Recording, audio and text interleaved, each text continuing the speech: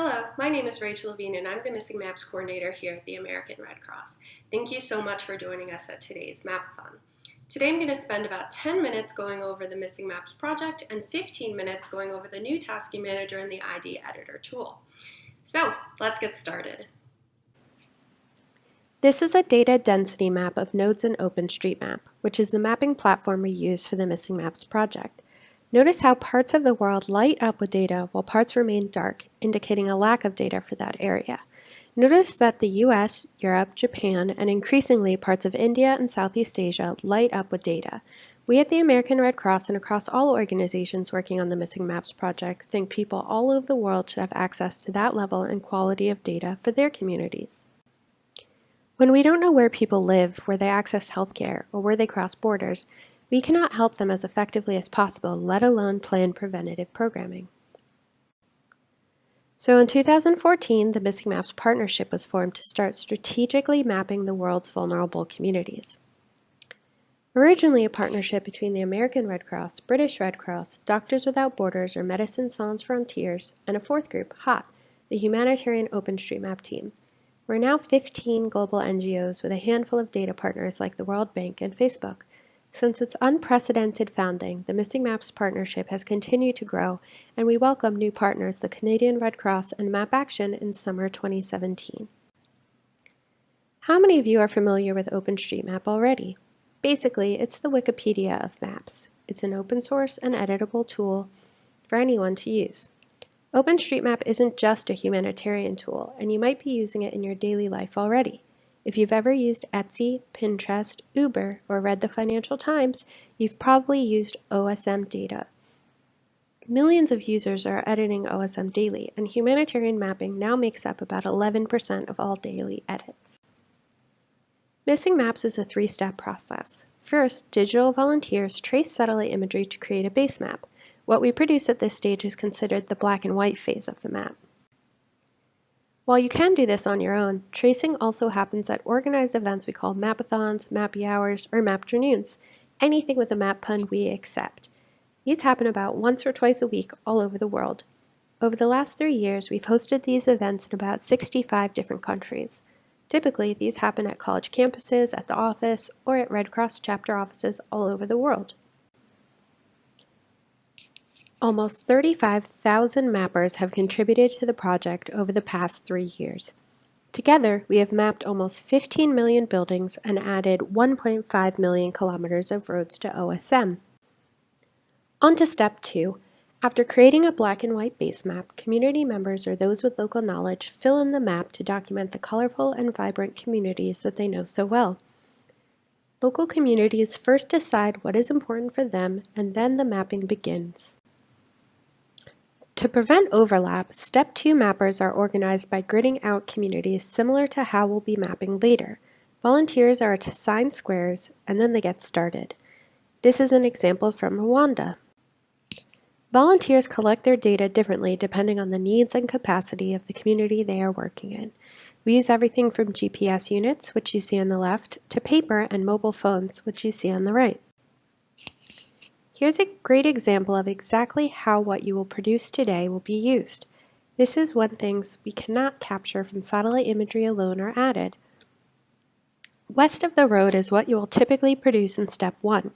Notice building footprints are there, but information on exactly what these buildings are is left blank. East of the road, we see the notes a Step 2 mapper might add to their map. This is really when the color is added, when the community as it really is comes into focus.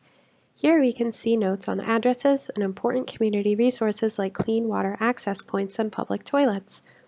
While we do our best at Step 1 to trace what we see, this is also where people on the ground can adjust the map to reflect the realities we might have missed. This happened for Building 461 in the southwest corner of the map. A Stage 1 mapper has traced 2 separate buildings, where a Stage 2 mapper has made a note that there really is only one building here. So, use your best guesses, but understand that a second pair of eyes will give your work a look. Here's a great example of fieldwork and Step 2 in action. This is a map of Davara Sekwa in Zimbabwe. On the left, we have what is essentially a blank map. We don't know how many people live here just from this. Using the map alone, community leaders can't plan for necessary resources, send people to health clinics, or plan an evacuation route. On the right, we see that this is actually a vibrant and thriving community of 50,000. In 2 short weeks, we were able to add major roads and important community resources like places of worship, schools, and health facilities. We'll get back to Devara Sequa in a moment. Here at the American Red Cross, we call Stage 3 the Red Crossy phase. This is when we use the data collected to plan our work. Over the next year, one of our biggest initiatives is going to be mapping for vaccination campaigns. This has already taken place in Malawi, and we look forward to planning similar initiatives over the next year. Now I want to bring us back to Devara Sequa in Zimbabwe. Here's a great example of a successful initiative. The American Red Cross is one of 190 national societies. For all of our international projects, missing maps included, we always work with a host national society, and in this case, it was the Zimbabwe Red Cross Society. While we have ideas as the American Red Cross Missing Maps team on what is important to map, we are really teaching tools and helping communities document themselves and the issues they face, both the good and the bad. In Devara Sequa, it was decided that trash piles were what they wanted to map. That was new for us. Obviously, there are numerous major health issues for any community with standing trash. Kids and animals can get into it, and of course, it's unsightly as well. But by mapping the community and mapping the standing trash piles, community leaders were able to use the maps produced to lobby their local government and were soon added to the municipal trash pickup list. This brings us to the photo below. Obviously, there are numerous health benefits to not having standing trash in public spaces, but I want to focus on 2 things here.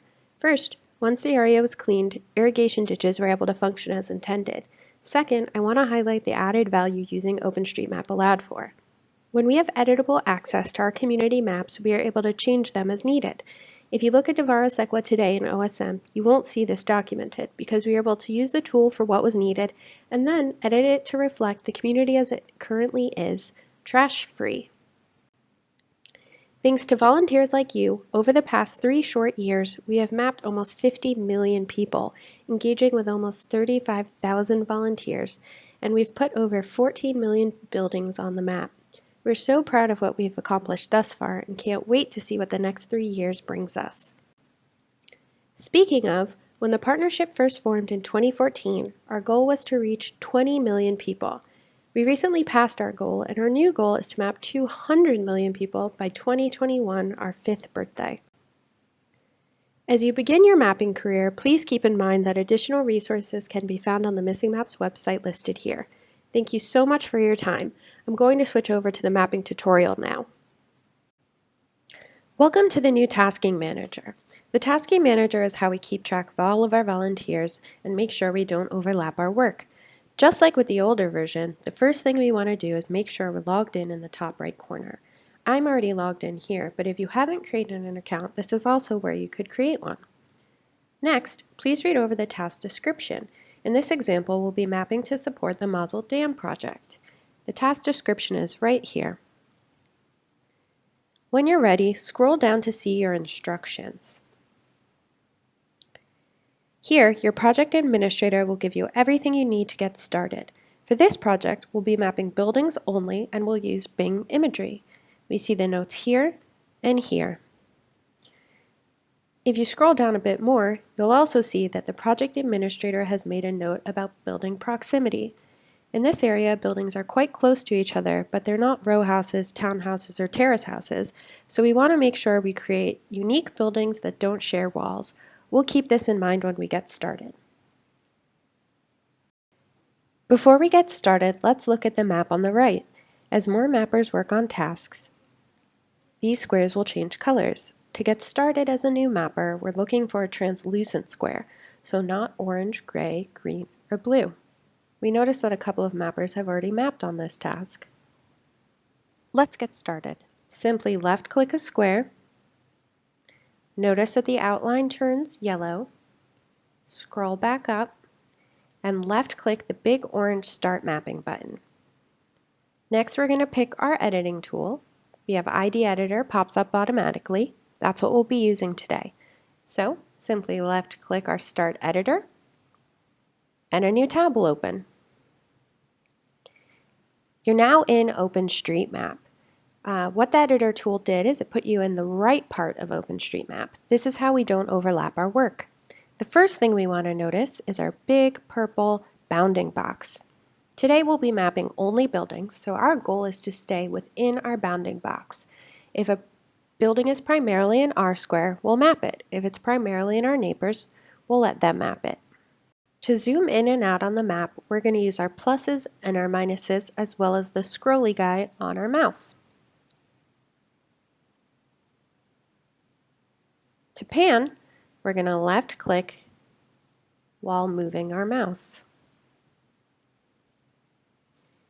We remember our instructions asked us to use Bing imagery, so let's check on that.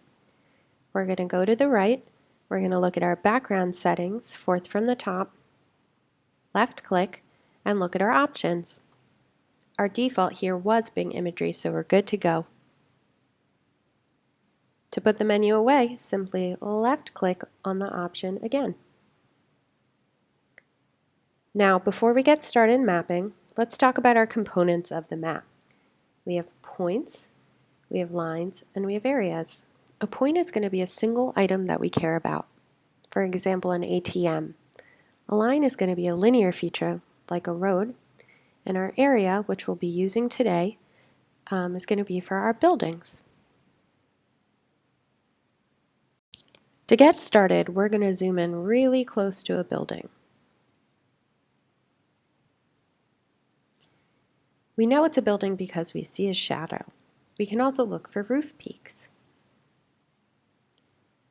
To map a building, we're going to pick our area tool. It will turn purple, and we're going to left click on every corner.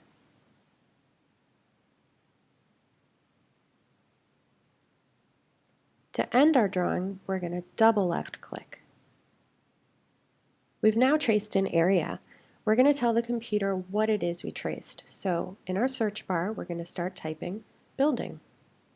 We left click to select a building, and we notice our area has turned red. After we've drawn our shape, we want to make sure it's nice and square. So we right click the line, and we left click to pick our square tool. We're going to do that again. To draw a building, we left click the area tool. We left click once on each of our corners, double left clicking to end. Once we've done it the first time, our building tool will show up top of the list. Our area turns red, indicating it's been labeled a building, and we square our corners. Next, we're going to map a building that's really close to its neighbor. First, we're going to zoom in really close. Notice down here we're at about 50 feet. We're going to choose our area tool, and we're going to left click on all of our corners. Notice if we get close to the building next door, it's going to snap to that building. Zooming in helps give us space to avoid that.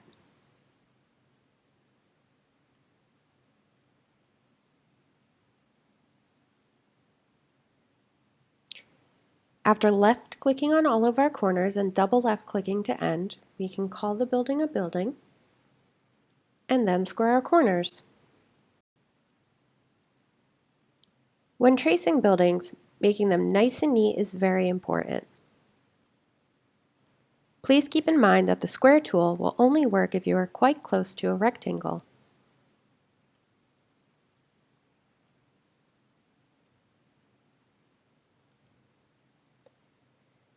Architects all over the world have a game plan in mind, and we want to respect that.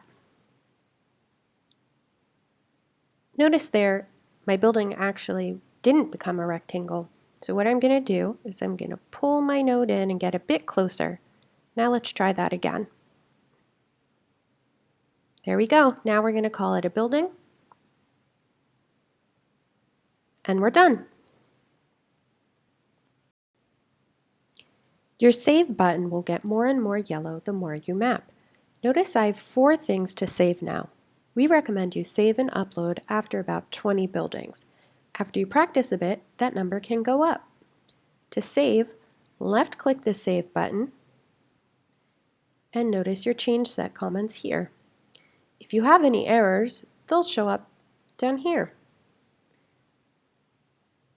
If you don't have any errors, left-click your Upload button,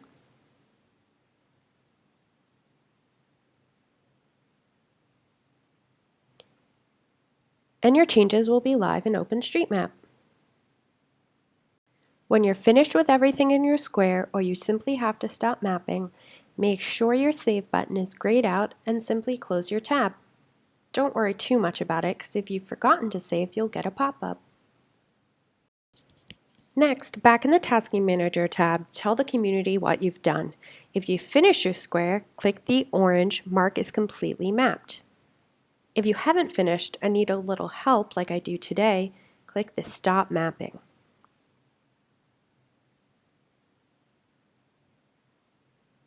Once you've done that, you've unlocked your square for either a validator to look at or another new mapper to help you out. If you'd like to keep mapping, please pick a new square and follow the same instructions. Again, remember to pick a translucent square so you can get started on a fresh area. If you're all finished, simply close the tab and you're done. From everyone here at the American Red Cross, thanks for being with us and happy mapping!